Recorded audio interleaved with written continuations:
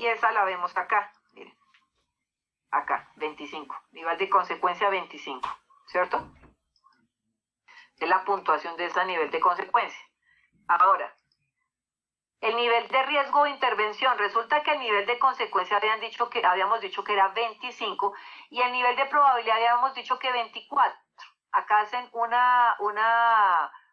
también cruzan las variables, 25 por 24, entonces da 600, entre 600 y 1000. O sea que el nivel de riesgo es el nivel de consecuencia, el nivel de probabilidad por el nivel de consecuencia. El nivel de riesgo es un riesgo 1.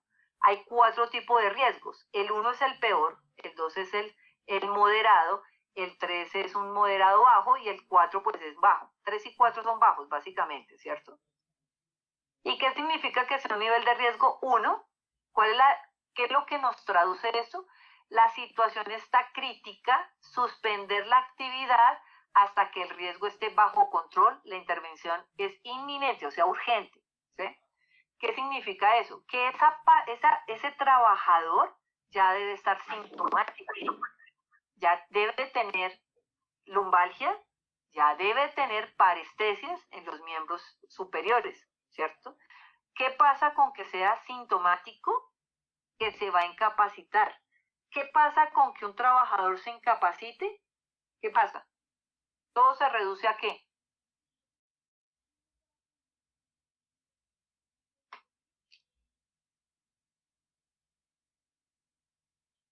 ¿Para qué hacemos todo este análisis? Finalmente, ¿para qué? ¿Cuál es la conclusión? Antes de terminar.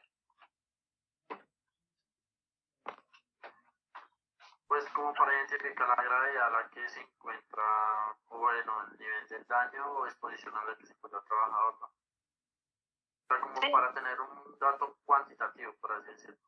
Exacto. Sí. Pero todo eso se reduce a ¿qué? A costos, a money, a plata, a dinero. Si yo tengo un trabajador que se me está incapacitando por lumbalgia o por síndrome del túnel del carpo, ¿eso en qué se traduce?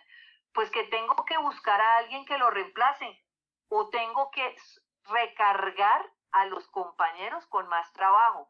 Y al yo recargarlos, pues se van a lesionar. Entonces es un círculo vicioso. Para eso se hace toda esta prevención, para evitar que el trabajador llegue hasta una incapacidad, ¿cierto? O hasta un ausentismo laboral. Para eso se hace todo esto. La aceptabilidad del riesgo, ya dijimos que el nivel de riesgo es 1, no es aceptable porque es que si lo dejamos pasar, pues el trabajador se va para un diagnóstico de síndrome del túnel del carpo ya de estar sintomático. Si no se interviene, pues nos va a terminar acuérdense que el síndrome del túnel del carpo tiene unos estadios. Y ya llega un momento en que las manos no le van a funcionar para nada, ¿cierto? Entonces, esto es lo que se traduce, ese final. Y entonces todo eso, ¿para qué hacemos esta evaluación?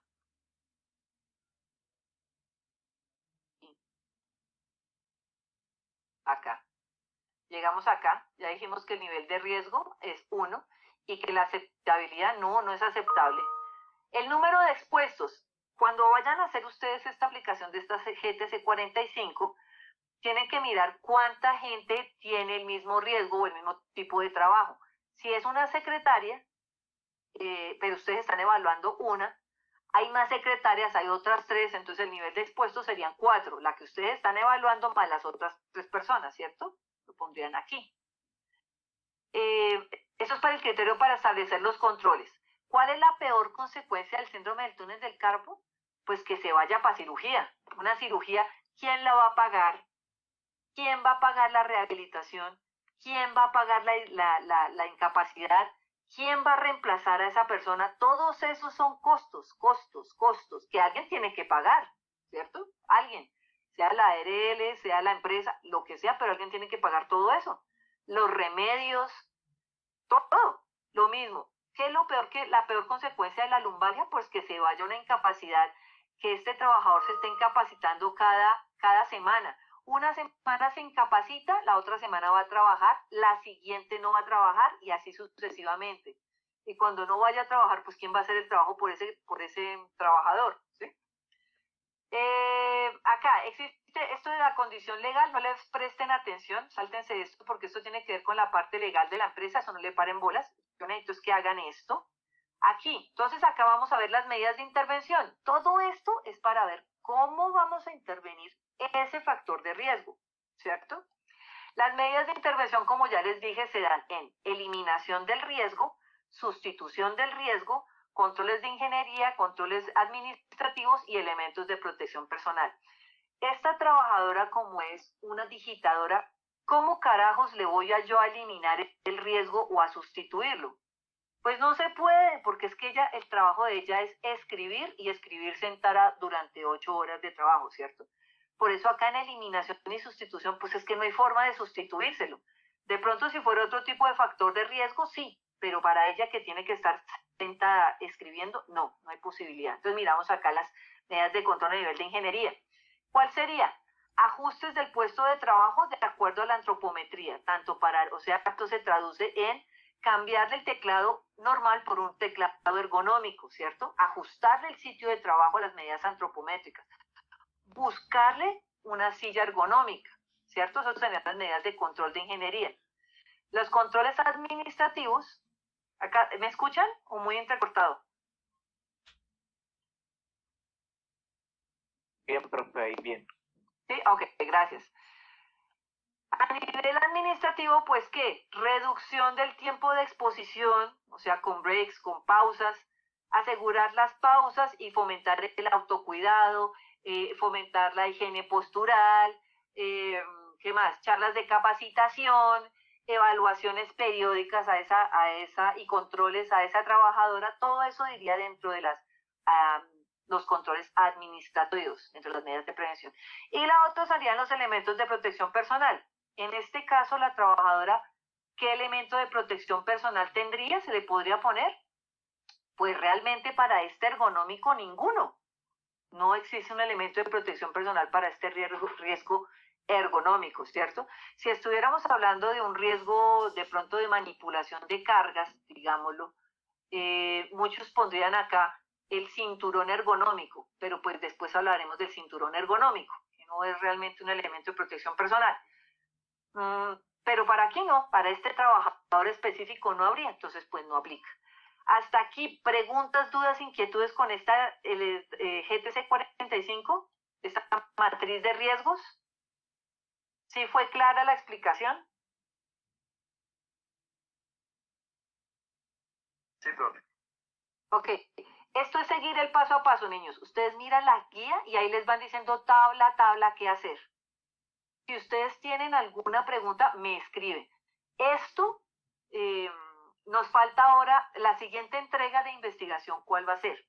Va a ser la entrega de la matriz de riesgos, o sea, extra, pero solo ergonómico, y la entrega de la evaluación ergonómica como tal. Esas se las voy a explicar el día del parcial. 15. Tenemos la primera hora, o sea, de 4 a 5 va a ser el parcial, y de 5 a 6 les voy a explicar el método de evaluación ergonómico.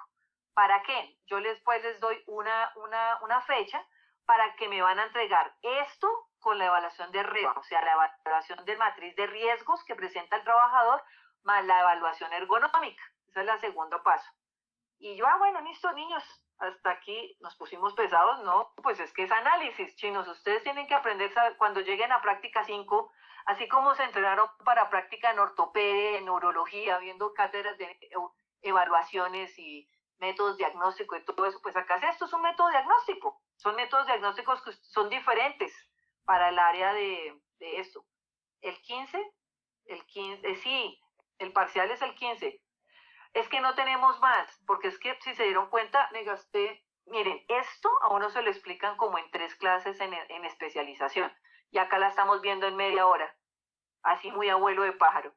Entonces resulta que no tenemos mucho tiempo, es una clase de solo 2 horas a la semana, entonces no tenemos tiempo, nos va a tocar por eso en esa horita del parcial, después del parcial hacemos esa explicación, ¿sí? Y bueno, niños, ya estoy cansada de hablar, llevo 2 horas hablando y hablando, la garganta la tengo seca. No se entrega ese día, no. Yo les tengo primero que explicar, porque ustedes es esto, más la RIVA, el método RIVA, se lo tienen que aplicar al trabajador que ustedes me mostraron en el storytelling. Entonces no pueden aplicarlo el mismo día, ¿no? Tendrán un tiempo para aplicarlo y me lo entregarán. Y será la segunda nota de investigación. Y bueno, ya chinos, ya estoy cansada. Chao, cuídense mucho. Feliz. Profe. Señor. Ay, no me diga que tiene preguntas. Profe, una pregunta referente a la entrega, a la primera entrega de investigación. ¿Esa se debe realizar en inglés, el Word? No, yo les dije que todo lo de investigación es en español. ¿Recuerdan que yo se los digo?